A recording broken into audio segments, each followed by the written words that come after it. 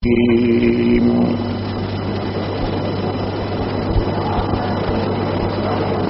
الله الذين آمنوا منكم وعملوا الصالحات ليستخلفنهم في الأرض كما استخلف الذين من قبلهم وليمكنن لهم دينهم الذي ارتضى لهم وليبدلنهم من بعد خوفهم أمنا يعبدونني لا يشركون بي شيئا. قال تبارك وتعالى في مقام آخر: محمد رسول الله والذين معه أشداء على الكفار رحماء بينهم. قال النبي صلى الله عليه وسلم: لو كان بعدي نبي لكان عمر، أنا خاتم النبيين لا نبي بعدي. وقال عليه الصلاة والسلام في مقام آخر: إن الله جعل الحق على لسان عمر، أو كما قال عليه الصلاة والسلام. وقال النبي صلى الله عليه وسلم في مقام آخر: لكل نبي وزيران، ووزيراي على العرش جبرائيل وميكائيل، ووزيراي على الأرض أبو بكر عمر، أو كما قال عليه الصلاة والسلام.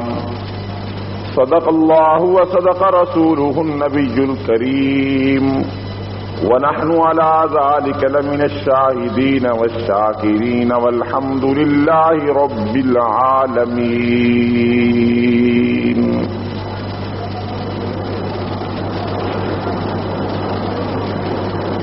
قابل صد احترام معزز حاضرین،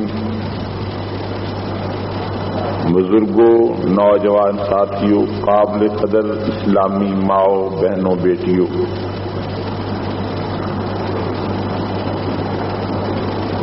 آج محرم الحرام کی پہلی تاریخ ہے۔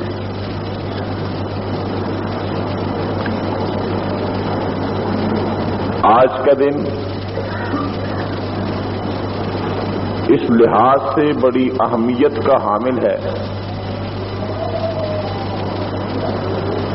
کہ اسلامی سال کا آغاز محرم الحرام کی پہلی تاریخ سے ہوتا ہے۔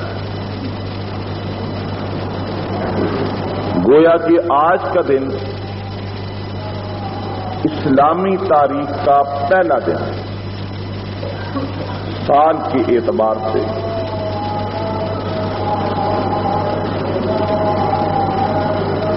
آج سن 1413 ہجری کا آغاز ہو چکا ہے۔ آج کا دن ہمیں یہ بتلاتا ہے کہ پیغمبر اسلام صلی اللہ علیہ وسلم کو مکہ چھوڑ کر مدینہ کی طرف ہجرت کیے ہوئے 1412 سال گزر چکے ہیں، اور 13ویں دن کا آج پہلا دن ہے۔ 13ویں سال کا آج پہلا دن ہے۔ یہ ہماری بدقسمتی ہے کہ جنوری، فروری اور نومبر، دسمبر کے مہینے ہمیں بہت یاد ہیں، اور بڑی دھوم دھام کے ساتھ ہندوانہ اور انگریز کے طور طریقے اور تہذیب کے مطابق ہم نئے سال کا جشن مناتے ہیں. اخبارات میں باضابطہ طور پر 1 جنوری کو گزشتہ سال کے ڈوبتے ہوئے سورج کی تصویر دکھائی جاتی ہے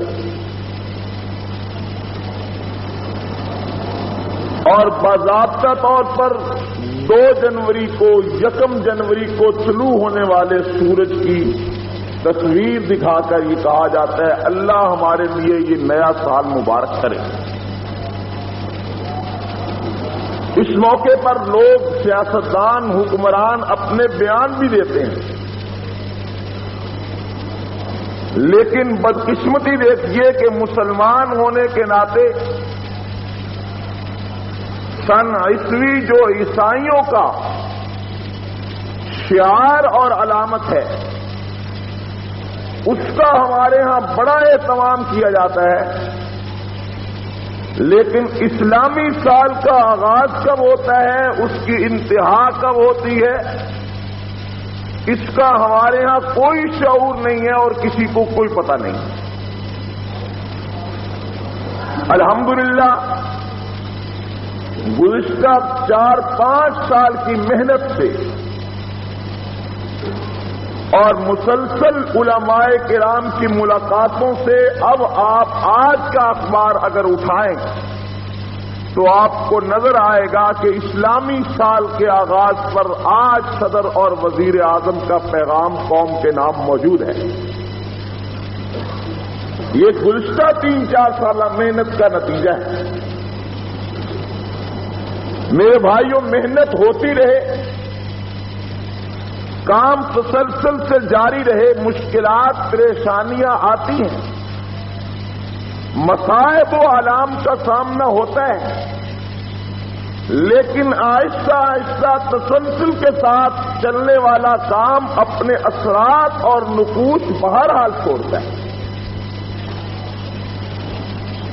ایک ہی مرتبہ ایک بھوچال اٹھے، طوفان کی طرح چھاتا چلا جائے اور تھوڑی دیر کے بعد گرد و غبار چھٹ جائے، اس کے اثرات باقی نہیں رہتے. آپ ایک ہی جگہ پر ایک بالٹی پانی کی بھر کر گرا دیجئے تو وہاں کسی قسم کی کچھ دیر کے بعد کوئی علامت آپ کو نظر نہیں آئے گی، لیکن اگر آپ ایک بالٹی میں جتنا پانی ہے اسے قطرہ کی صورت میں تسلسل کے ساتھ ایک جگہ پر گراتے جائیں تو زمین میں سوراخ ہو جاتا ہے. کام تسلسل کے ساتھ چلتا رہے تو اس کے اثرات نکلتے ہیں. اس کی دوسری میرے پاس دلیل یہ ہے کہ پہلی دلیل اسلامی سال ہجری کی اہمیت، اسلامی سال ہجری کا آغاز اور انتہا کہاں ہوتی ہے. گزشتہ کئی سالوں کی محنت سے آج صدر اور وزیر اعظم کے بیانات قوم کے نام موجود ہیں اسلامی سال کے آغاز کے موقع پر. اسی طرح خلفائے راشدین رضی اللہ تعالی عنہم اجمعین کے ایام آتے اور گزر جاتے. محرم کا مہینہ آئے تو 2 مہینے پہلے سے بخار چڑھا ہوتا ہے. محرم کا مہینہ آئے تو 2 مہینے پہلے سے انتظامات شروع ہوتے ہیں. ریڈیو ٹی وی کے پروگرام ترتیب دیے جا رہے ہوتے ہیں، اخبارات کے ایڈیشنوں کی تیاری ہوتی ہے، بڑی تعداد پر کیسٹیں، مرثیے اور ذاکروں کی وہ واعظانہ تمام کی تمام تقاریر کا اہتمام ہوتا ہے. پھر حضرت حسین رضی اللہ تعالیٰ عنہ کی شہادت کے موقع پر 2 دنوں کی چھٹی سرکاری طور پر ہوتی ہے.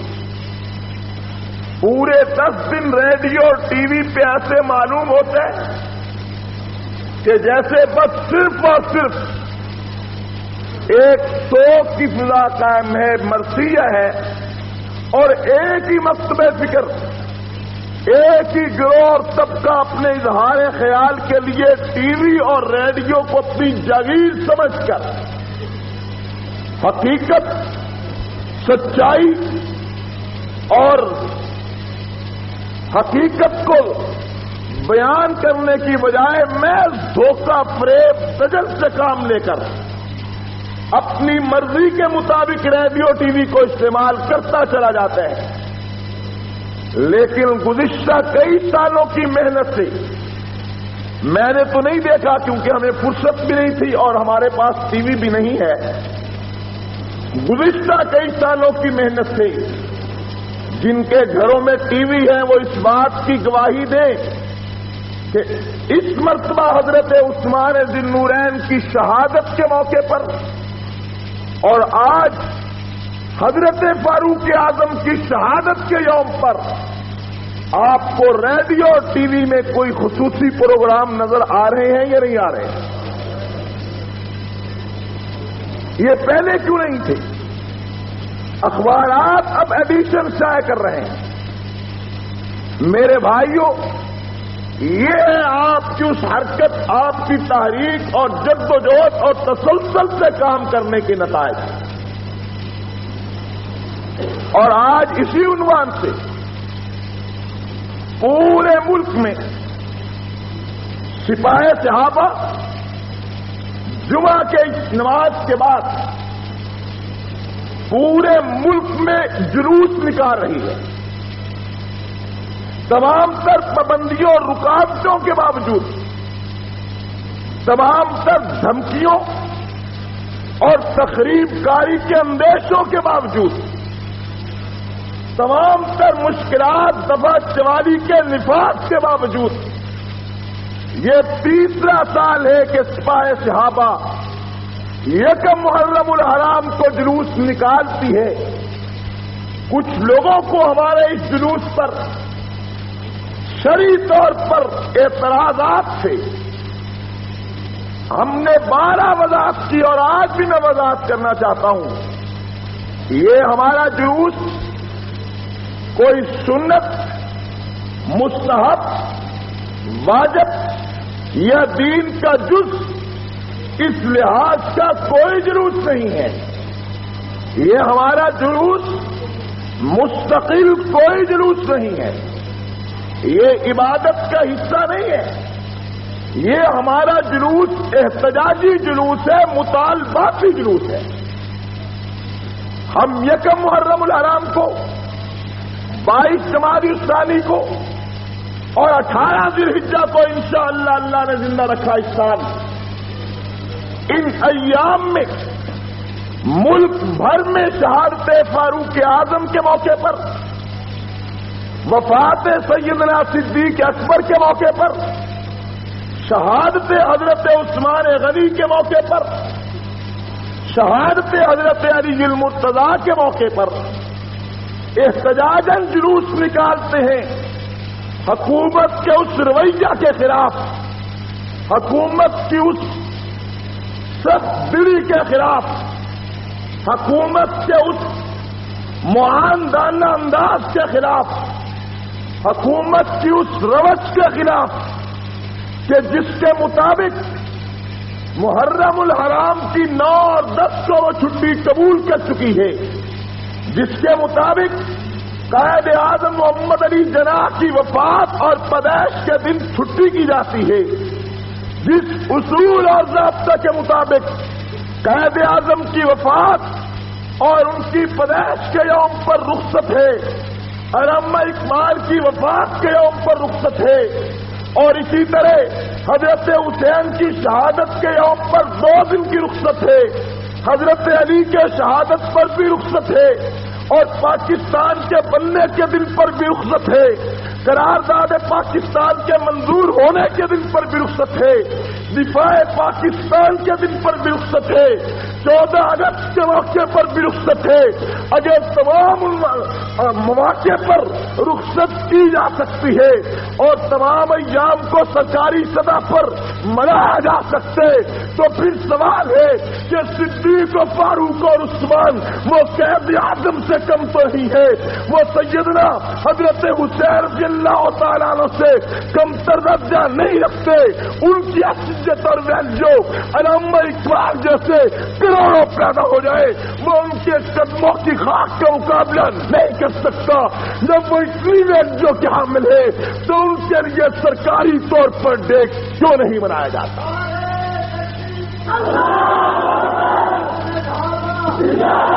ان خلفائے راشدین کے ایام سرکاری طور پر منائے جائیں.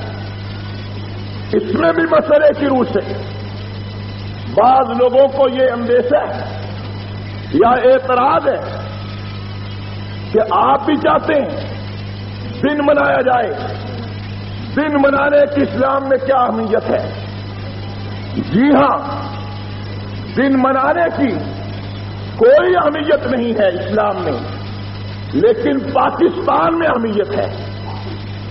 اسلام میں اہمیت نہیں, اسلام میں لازم نہیں, اسلام میں ضروری نہیں, لیکن پاکستان میں ضروری ہے. یا باقی ایام پر بھی تعطیل ختم کر دو یا صحابہ کے ایام پر بھی تعطیل کرو. پاکستان میں ضروری ہے کہ یہاں ایک کے دن 2 دن کی چھٹی, ایک کے دن 1 دن کی چھٹی اور صدیق کے دن کسی دن کی بھی نہیں چھٹی. اس انداز سے چونکہ محسوس ہوتا ہے کہ لاشعوری طور پر اس انداز سے ان چھوٹے چھوٹے لیڈروں کو بڑا بنایا جا رہا ہے اور ان بڑے لیڈروں کو نظر انداز کیا جا رہا ہے. یا سرکاری ایام ان کے بھی مناؤ یا سب کے ختم کر دو, یا سب کے ختم کر دو.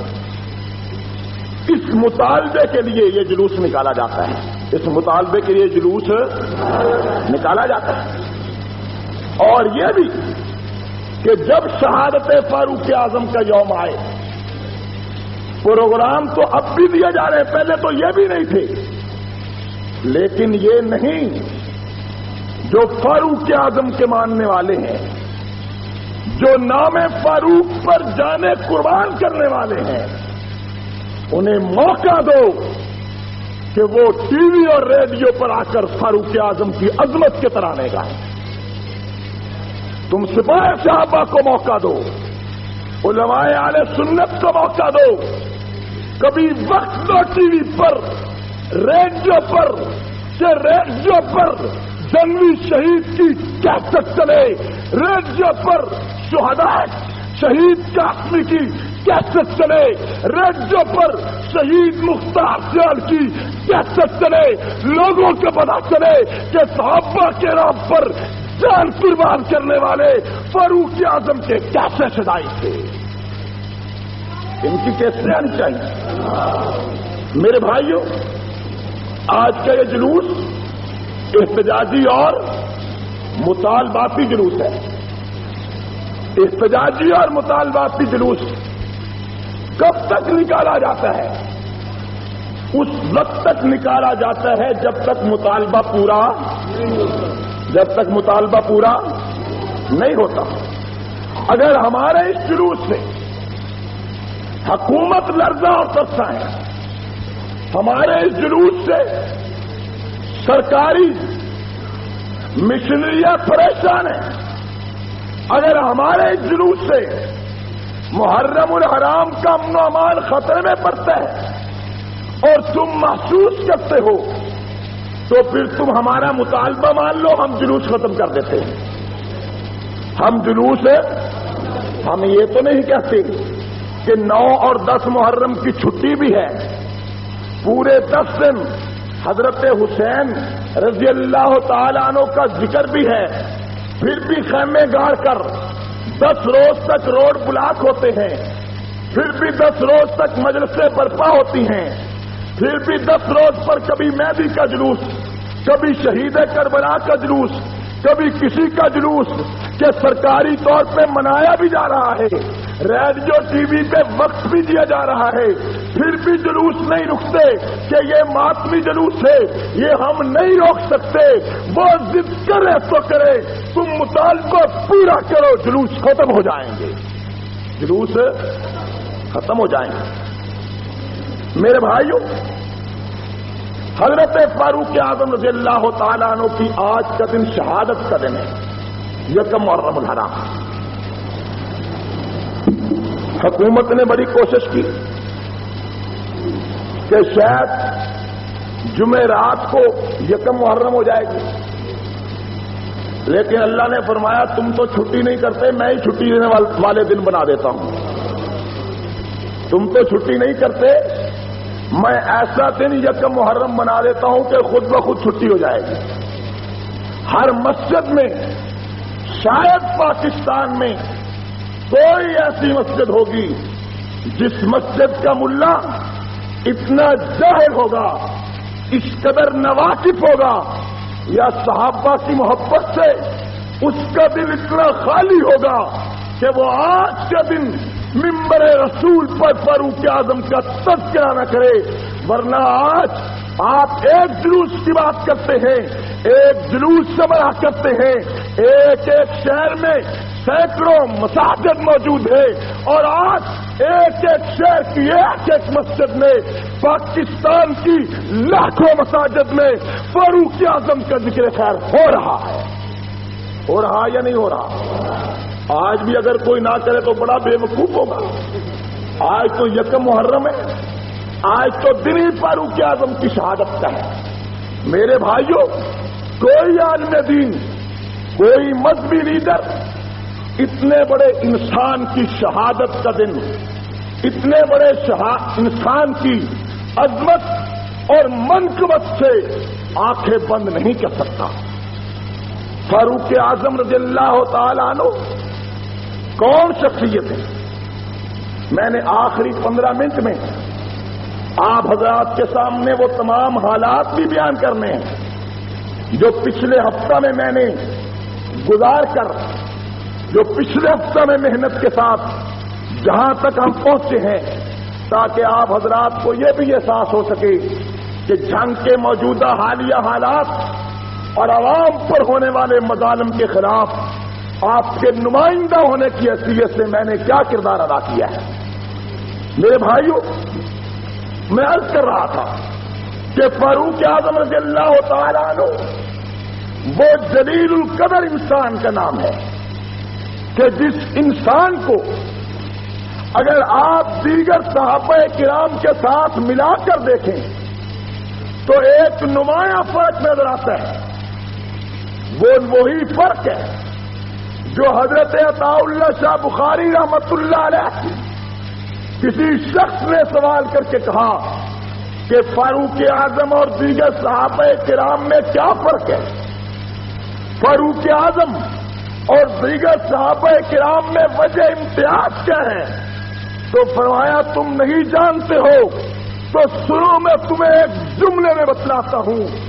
پیغمبر کے جتنے صحابہ وہ سب چل کر پیغمبر کے دروازے پر آئے ہیں، پیغمبر کے جتنے صحابہ ہیں وہ سب کے سب پیغمبر کے در اقدس پر آ کر حضور کے ہاتھ پہ ہاتھ رکھ کے کلمہ پڑھ کر مسلمان ہوئے ہیں۔ دوسرے لفظوں میں یہ کہہ لیجئے کہ تمام صحابہ مرید پیغمبر ہے، عمر مراد پیغمبر ہے۔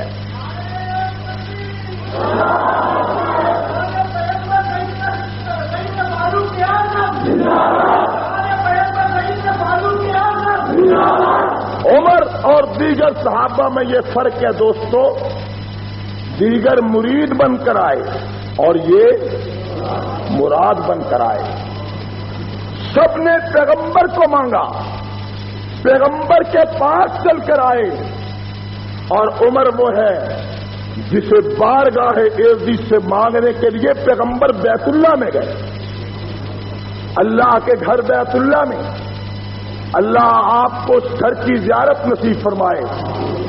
میں جب طواف کر رہا تھا تو بار بار بیت اللہ کی دیواروں کو، حجر اسود کو دیکھ کر میں کہتا تھا اللہ کبھی وہ بھی وقت ہوگا جب اسی جگہ پر یہی قدم رکھ کے تیرے پیغمبر نے یہ غلاف پکڑ کے کہا ہوگا اللہ مجھے مکہ کی زمین پر عمر دے دے.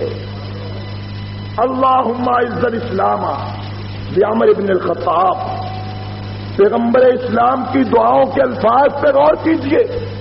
اے اللہ اگر تو اسلام کو عزت دینا چاہتا ہے، اسلام کو عظمت اور چار دانج عالم میں غلبہ دینا چاہتا ہے، تو پھر میں محمد کی نظریں یہ دیکھ رہی ہیں کہ یہ غلبہ، یہ عزت، یہ عظمت اسلام کو اگر مل سکتی ہے تو وہ خطاب کے بیٹے عمر کے ذریعے مل سکتی ہے.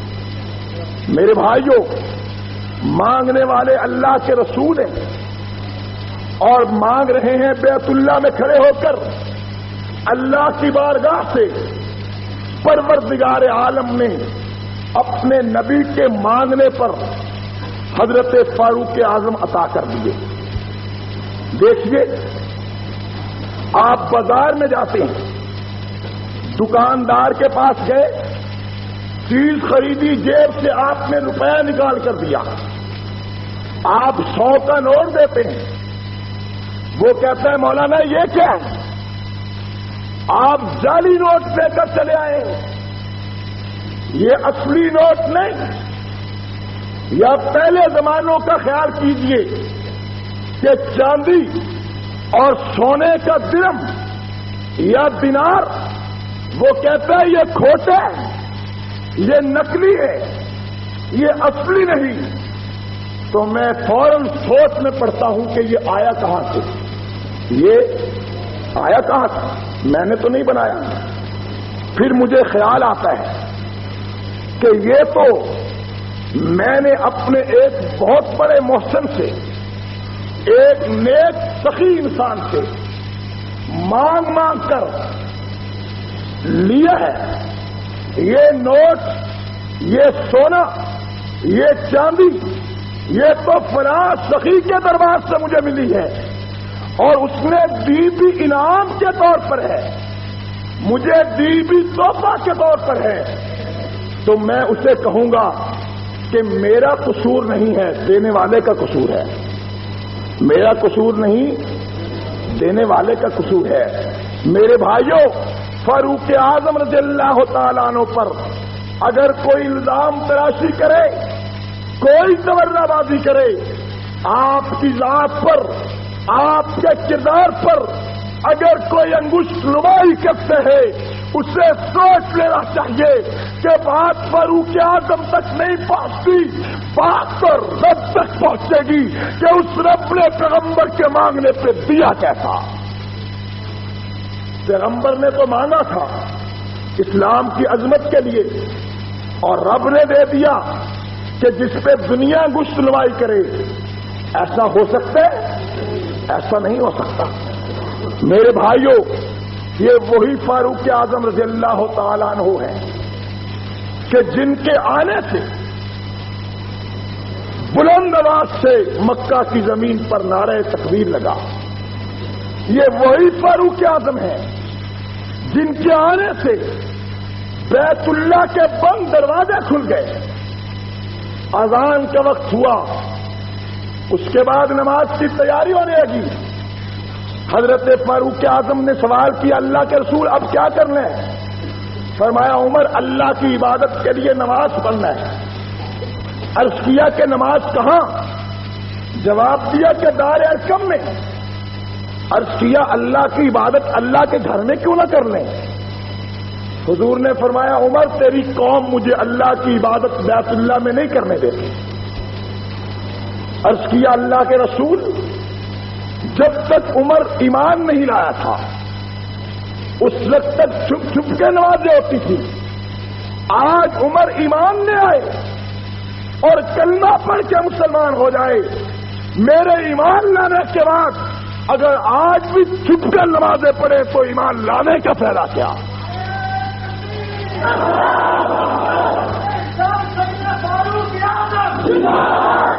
اور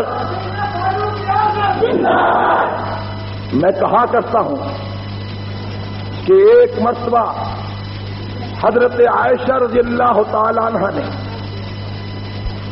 رات کے وقت ستاروں کی طرف دیکھ کر پوچھا، اللہ کے رسول، کسی کی نیکیاں ستاروں کے برابر بھی ہیں؟ اور میرے بھائیوں، ستارے جو آسمان کے، آج سائنسدان یہ کہنے پہ مجبور ہے کہ درختوں کے پتے گرے جا چکے ہیں، پانی کے قطرے گرے جا سکتے ہیں، لیکن آسمانوں کے ستاروں کی کوئی تعداد نہیں ہے، نہیں گنا جا سکتا۔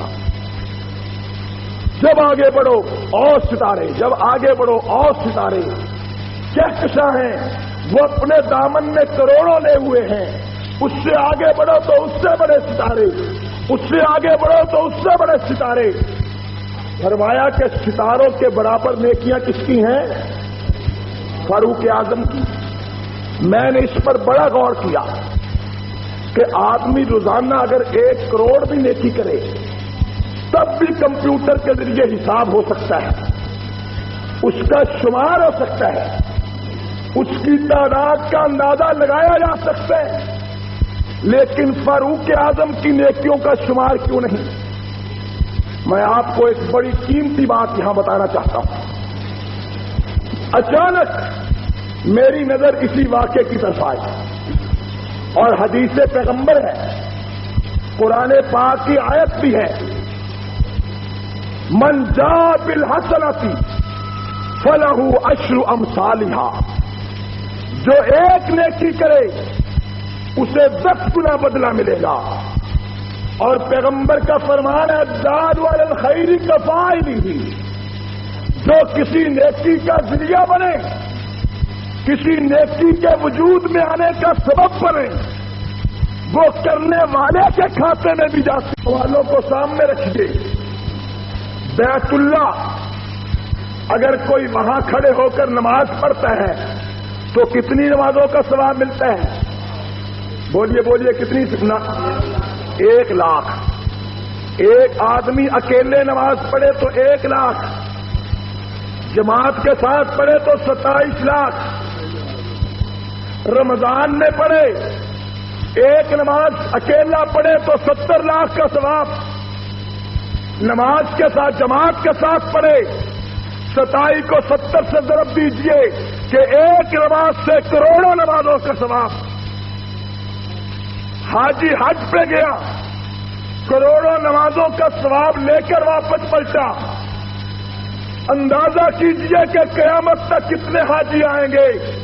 جب تک دنیا آتی رہے گی، بیت اللہ میں داخل ہوتی رہے گی، نماز پڑھتی رہے گی، طواف کرتی رہے گی، حجر اسود کو باتیں دیکھتی رہے گی، صفا مروہ کے درمیان میں دوڑتی رہے گی، نیکی یہ بھی کرائے گی، اور تمام نیکیوں کا ثواب فاروق اعظم کے نامہ اعمال میں بھی جائے گا۔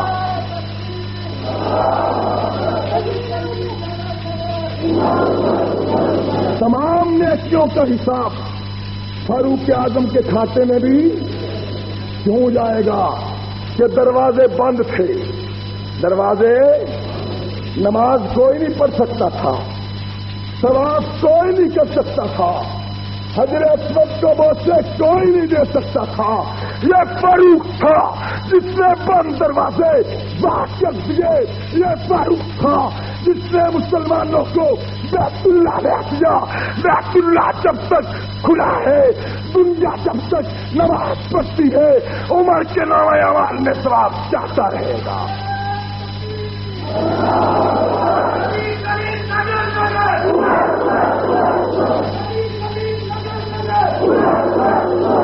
اب بتلاؤ کہ قیامت تک آنے والے انسانوں کا شمار ہو سکتا ہے؟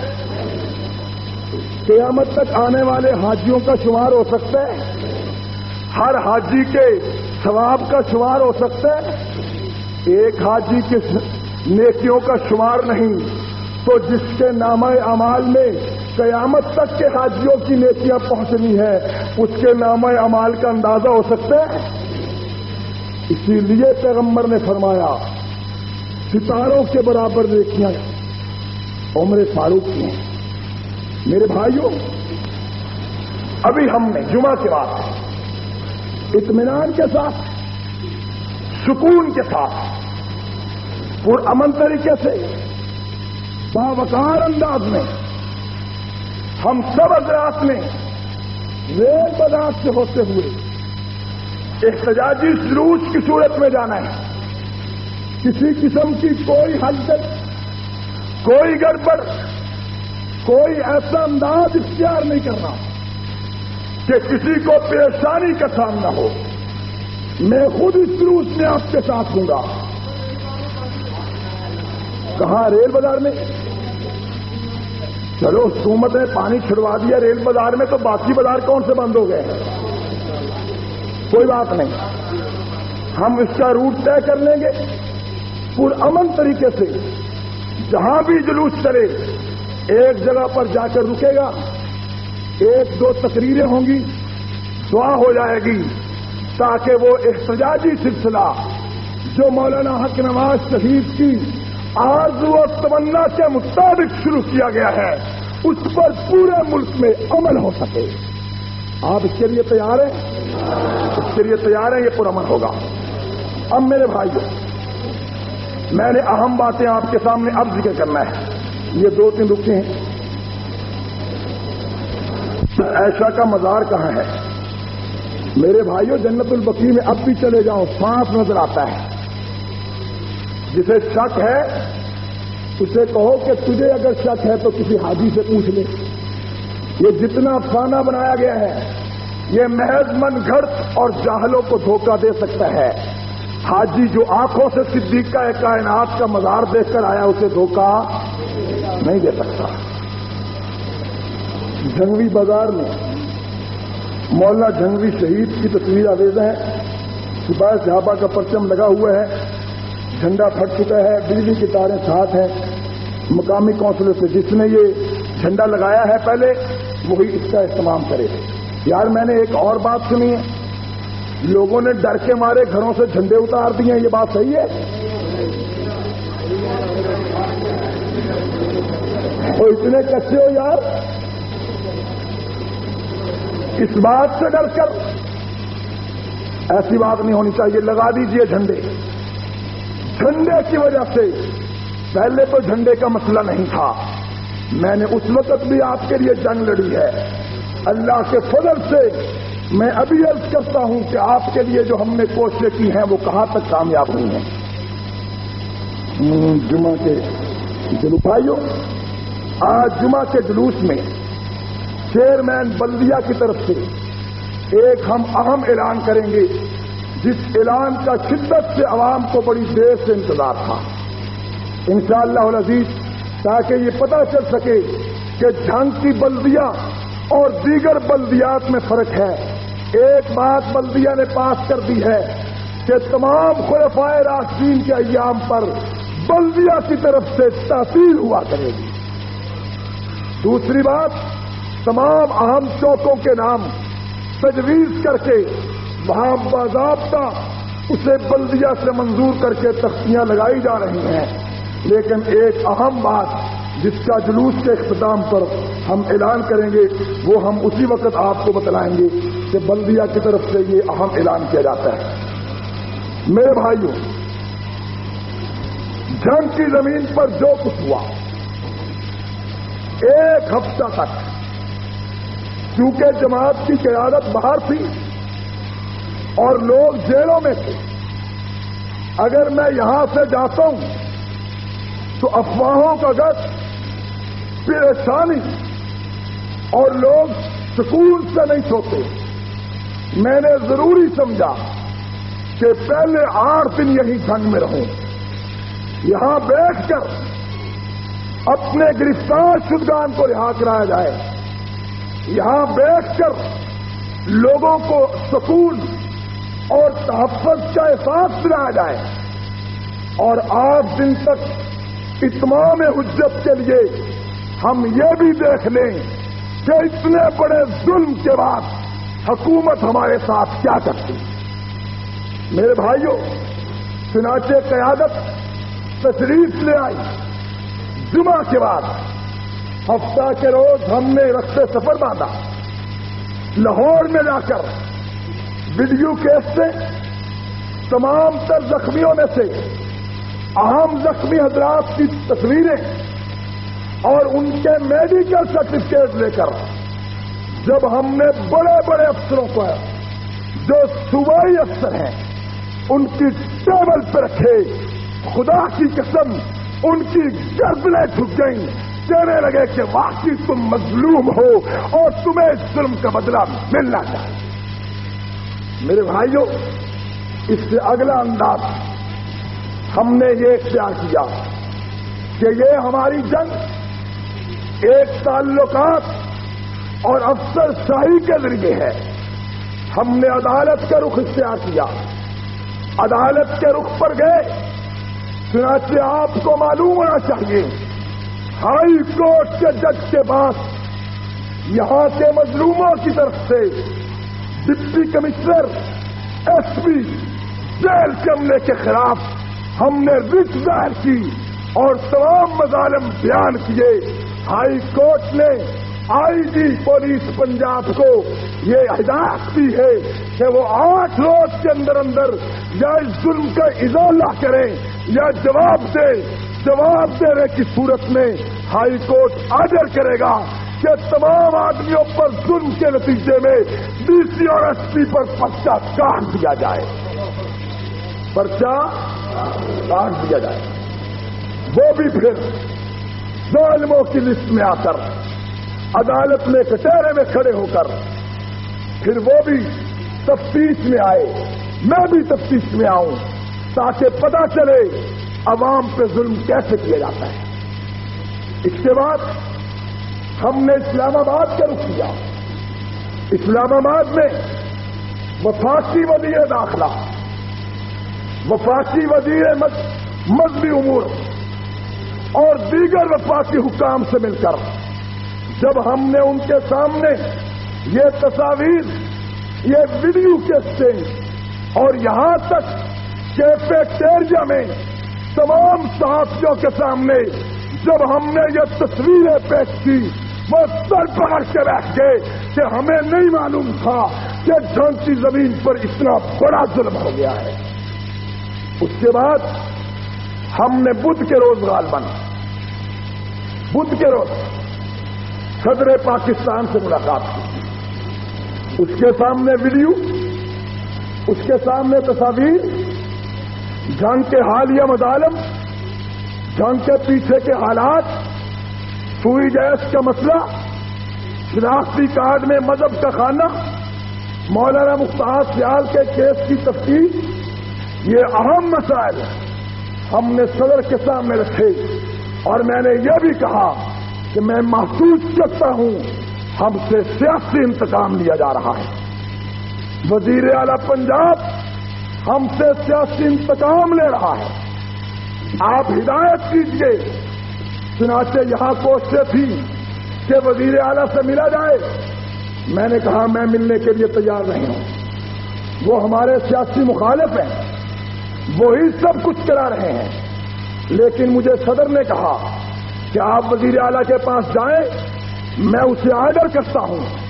چنانچہ گزشتہ شب یہ جو رات گزری ہے قریباً 5 گھنٹے ہماری ملاقات رہی۔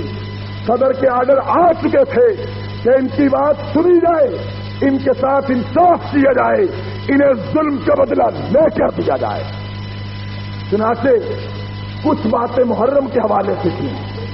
ہم نے کہا جہاں تک محرم کی بات ہے، امن و امان کی بات ہے، اس سلسلے میں بتلاؤ تمہیں کس چیز کی ضرورت ہے۔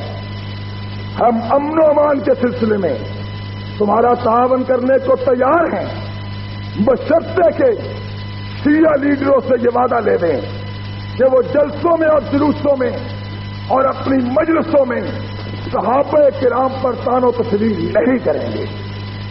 چنانچہ ان کے لیڈر بلوائے گئے، وہاں ایک تحریک طے پائی جس میں ہم نے کہا کہ محرم الحرام میں امن قائم رکھا جائے، تقریب کاروں پہ نظر رکھی جائے، گڑبڑ ہونے سے اپنے شہروں کو بچایا جائے اور کسی ماتمی مجلس میں، کسی جلوس میں، کسی مجلس میں صحابہ کرام اور اہل بیت اعظام سے تبرہ نہ کیا جائے۔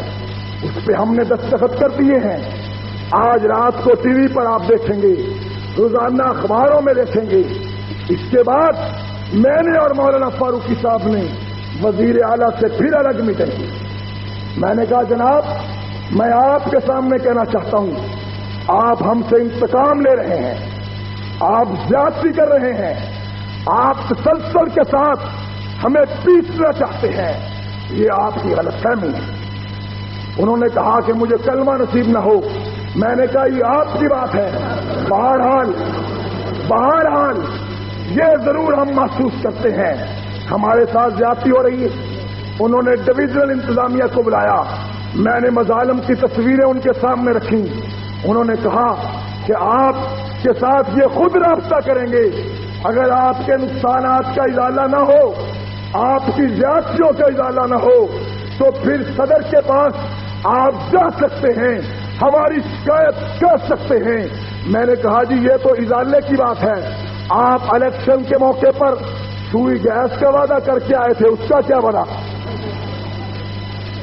انہوں نے کہا کہ بات یہ ہے, اگرچہ میں جیتا تو نہیں ہوں, آپ نے ہمیں شکست دے دی ہے, لیکن میں نے چونکہ وعدہ کیا تھا, جو میں نے وعدے کیے ہیں آپ اس کی نشاندہی کریں, میں اس کو پورا کراؤں گا.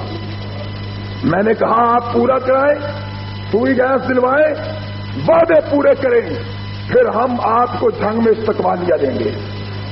لیکن اگر آپ وعدے پورے نہیں کریں گے ہم سمجھیں گے آپ ہمیں چکر دے رہے ہیں. میرے بھائیوں, صبح فجر کی نماز کے وقت میں یہاں پہنچا ہوں. صدر, وزیر داخلہ, وزارت مذہبی امور, وزیر اعلیٰ, chief secretary, home secretary, I G, D I G, commissioner, ان تمام لوگوں سے ملاقات کے ساتھ ساتھ ہائی کورٹ کی قانونی طریقہ کار, یہ سب اختیار گزشتہ ہفتے میں اس لیے کیے ہیں کہ میں سمجھتا تھا کہ نمائندہ ہونے کی حیثیت سے جنگ کے مظلوموں کی نظریں میری طرف لگی ہے. مجھے جہاں تقریر میں اپنے انداز میں لوگوں کو مطمئن کرنا چاہیے, وہاں اپنے کردار سے بھی یہ ثابت کر دینا چاہیے کہ جب تک مظلوم کو, جب تک پریشان کو, جب تک لوگوں کو انصاف نہیں ملتا, اس وقت تک ہماری جدوجہد جاری رہے. اور میرے بھائیوں, مجھے امید ہے انشاءاللہ العزیز, مجھے امید ہے, توقع ہے, ایک ایک نقصان کا ازالہ اور ایک ایک ظالم آپ سے معافی مانگے. اور وزیر اعلیٰ کا کل بیان چھپے گا انشاءاللہ یا پرسوں. میں نے کہا جھنگ کے لوگ نقلیں مکانی کر رہے ہیں کہ آپ دوبارہ کوئی ایکشن لینا چاہتے ہیں. اس نے کہا میں اخبار میں بیان دوں گا کہ جنگ میں کوئی دوبارہ ایکشن نہیں ہوگا. میں نے کہا جنگ کے لوگ یہ محسوس کرتے ہیں کہ ان کے ساتھ پھر زیادتی ہوگی اور انہیں ظلم کا بدلہ نہیں ملے گا. اس نے کہا میرا بیان اخبار میں آئے گا کہ ہم جنگ کے لوگوں کو ظلم کا بدلہ لے کر دیں گے اور ان کے ساتھ زیادتی نہیں ہوگی. اس لیے میں کہنا چاہتا ہوں آپ حضرات, نقل مکانی کی کوئی ضرورت نہیں. میرے بھائیوں, دکھ سکھ مل کے سہیں گے, دکھ سکھ مل کے سہیں گے. کیوں گھر چھوڑیں, کیوں کہیں اور جائیں؟ کیا اور شہر میں اور خدا ہے جو ہمیں بچا لے گا؟ جو خدا کراچی لاہور میں ہے وہی خدا جنگ میں موجود ہے. باہر جانے کی ضرورت ہے. موت کا جو وقت متعین ہے اس نے وقت پہ آنا ہے. جو نقصان مقدر میں ہے وہ ہو کر رہنا ہے. جو نفع ملنے والا ہے دنیا کی کوئی طاقت اسے روک. جنگ چھوڑنے کی ضرورت ہے, جھنڈے اتارنے کی ضرورت ہے, پریشان ہونے کی ضرورت نہیں ہے. عدالتی کارروائی بھی جاری ہے اور سفارتی کارروائی بھی جاری ہے, ملاقاتوں کا سلسلہ بھی جاری ہے, یہاں تک حق والے کو حق مل جائے. میں خاص طور پر عرض کرتا ہوں کہ صدر پاکستان نے سوئی گیس کے مسئلے پر بڑے گہرے طریقے سے تعاون کا یقین دلایا ہے. انہوں نے کہا آپ ڈائریکٹ مجھے چٹھی لکھیں میں اپنا اثر و رسوخ استعمال کر کے جھنگ کو سوئی گیس لاتا ہوں. مجھے امید ہے ہمارا یہ اہم مسئلہ اللہ کے فضل و کرم سے پورا ہوگا. کوشش کرنا ہمارا کام ہے, بیڑا پار کرنا اللہ کا کام ہے. میرے بھائیوں, اللہ تعالی ہمارا حامی و ناصر ہو. سنتے پڑھ لیجیے. اعوذ باللہ من الشیطان الرجیم. اشداء علی الکفار رحماء بینہم صدق اللہ العظیم. معزز حاضرین, یوم فاروق اعظم پر سرکاری تعطیل کا اعلان نہ کرنے اور اس یوم کو سرکاری طور پر نہ منانے کے خلاف 3 سال سے احتجاجی جلوس جو نکالا جا رہا ہے, تمام تر رکاوٹوں, سازشوں, پابندیوں کے باوجود الحمدللہ آج ملک کے ہر شہر میں یہ جلوس اسی طرح نکل رہا ہے. ہم یہ مطالبہ کرتے ہیں کہ فی الفور فاروق اعظم رضی اللہ تعالیٰ عنہ کے دن پر سرکاری تعطیل کا اعلان کیا جائے اور سرکاری طور پر اس دن کو منا کر آنے والی نسلوں کے ذہنوں میں ریڈیو, ٹی وی اور اخبار کے ذریعے فاروق اعظم کی عظمت کو نقش کر دیا جائے. میرے بھائیوں, جنگ کی سرزمین پر آج کا یہ جلوس, آج کا یہ اجتماع, عوام کا یہ ٹھاٹھے مارتا ہوا سمندر یہ بھی بتلانا چاہتا ہے کہ تمام تر تشدد و بربریت, ظلم و ستم کے بعد اپنے مشن, پروگرام اور نصب العین کے لیے آج بھی ہم ایک ہیں. آج بھی ہم کوئی ظالم و جابر, کوئی تشدد و بربریت کا متوالا جنگ کی عوام میں نہ دڑانے ڈال سکتا ہے, نہ جنگ کے لوگوں کی غیرت کو خرید سکتا ہے, نہ جنگ کے لوگوں کے پائے استقلال میں لذت پیدا کر سکتا ہے.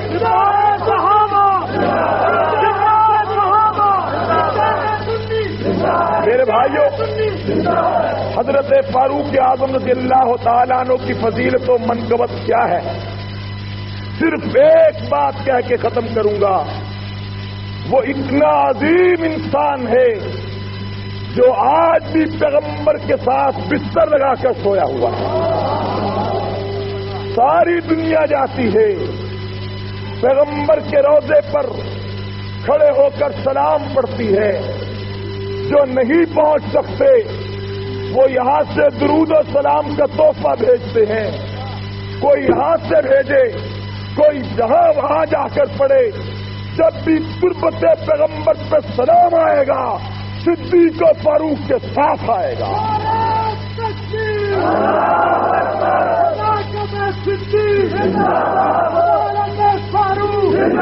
اگر کوئی یہ سمجھتا ہے کہ فاروق اعظم کی عظمت کے نقش مٹا دیے جائیں گے, کوئی یہ چاہتا ہے کہ فاروق اعظم کی عظمت کو داغدار کر دیا جائے گا, اسے یہ بات جان لینا چاہیے کہ فاروق وہ تھا جس نے زندگی میں پیغمبر کے دربار پہ چوکیداری کی, جس نے زندگی میں پیغمبر کے در اقدس پہ پہرا دیا. فاروق وہ ہے جو روزے رسول میں ہے, پیغمبر فاروق کی عظمت سے پہرا دے رہا ہے.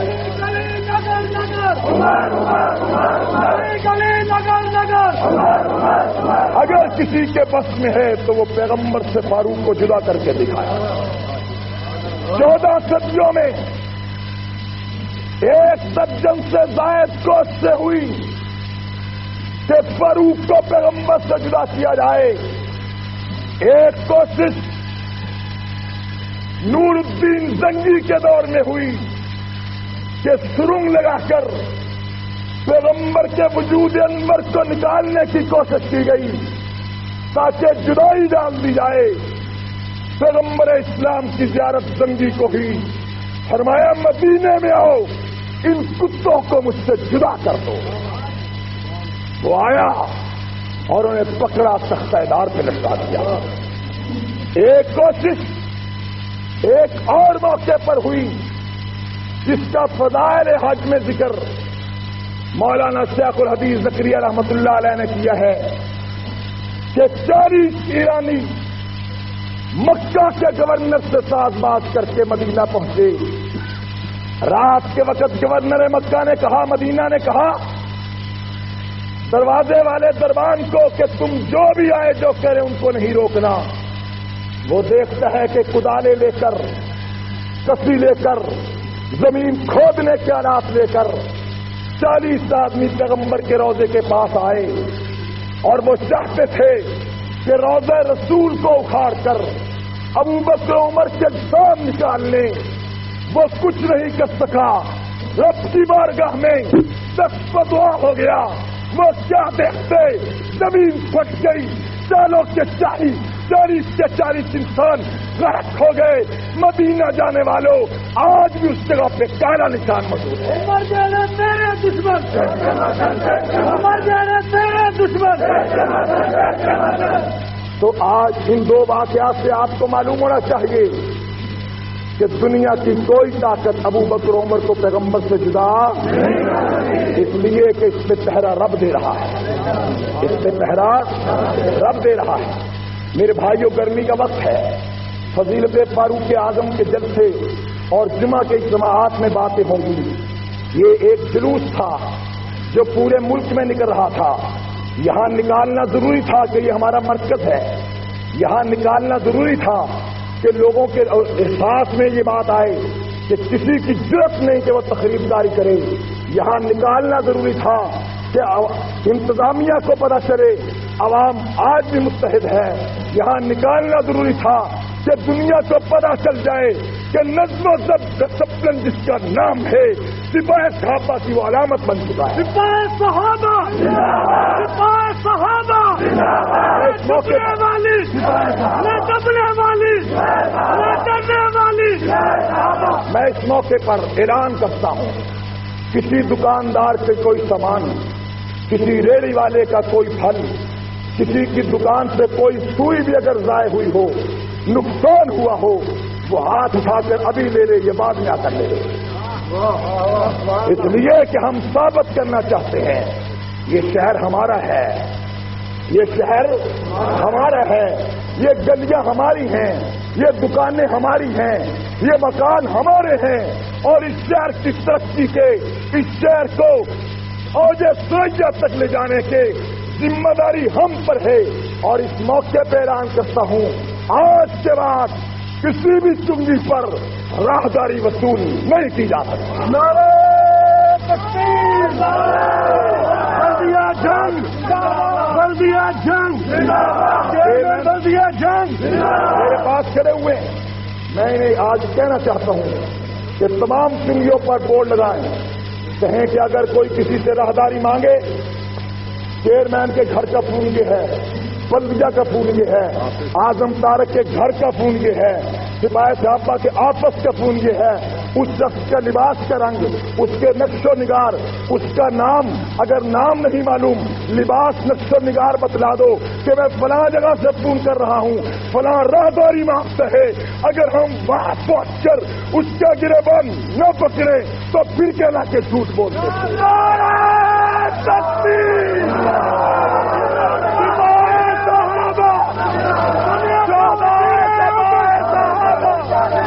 غریبوں کا وزیر اعظم چیئرمین بلدیہ جنگ. میرے بھائیوں، میں نے آپ سے کہا تھا اب نئے ٹھیکے ہو گئے.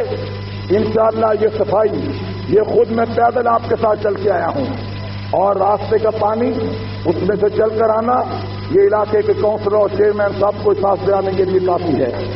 اور اب نئے فنڈ آ چکے ہیں، صفائی اور اسٹریٹ لائٹیں اور صفائی، اس کا انشاءاللہ اعلیٰ انتظام ہوگا.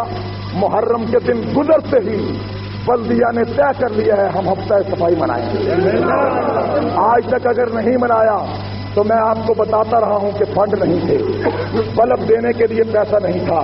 نیا سال شروع ہو گیا جولائی سے، ہفتہ صفائی کا وعدہ پورا ہوگا.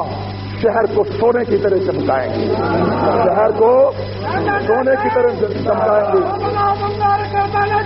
میں نے عرض کیا تھا، تقریر میں بتلایا تھا کہ صدر پاکستان کو میں نے جب بتلایا، کیا سے بھائی میں نے صدر پاکستان کو کہا کہ جناب یہ جنگ پاکستان سے بننے کا پہلے کا ضلع ہے، اس کی شمال میں، اس کے جنوب میں، اس کے مشرق میں ٹوبے میں گیس ہے، شمال و جنوب شور کوٹ اور چریوٹ کی تحصیلوں میں سوئی گیس ہے، گوجرا میں سوئی گیس ہے، یہ ضلع محروم کیوں ہے؟ اس نے کہا بڑی دکھ کی بات ہے، آپ مجھے لیٹر لکھیں، میں سوئی گیس کے لیے آرڈر کرتا ہوں۔ میرے بھائیوں، ہم نے اپنی طرف سے کوئی کوشش بھی ایسی نہیں چھوڑیں گے کہ اس شہر کی تعمیر و ترقی، امن و سکون کے لیے وہ باقی رہ سکے۔ باقی جس نے اس شہر کی عوام سے جنگ لڑی، آپ آرام سے بیٹھیے، میں جنگ لڑ رہا ہوں، میں جنگ عدالتی جنگ بھی ہو جاری ہے۔ آخر میں یہ کہنا چاہتا ہوں، نقل مکانی مت کیجیے، نقل مکانی رل کے رہیے، دکھ سکھ مل کے سہیں گے، دکھ سکھ اپنا شہر چھوڑ کے جائیں تو کہاں جائیں؟ نہیں جاتے ہم اپنا شہر چھوڑ کے۔ اگر کوئی ہمارے شہر کو آگ اور خون کا نشانہ بنانا چاہتا ہے، وہ بھول جائے یہ شہر ہمارا ہے، باہر سے آیا ہوا افسر ہو جو تقریب کار ہو، ہم اسے شہر کو تباہ کرنے کی اجازت اللہ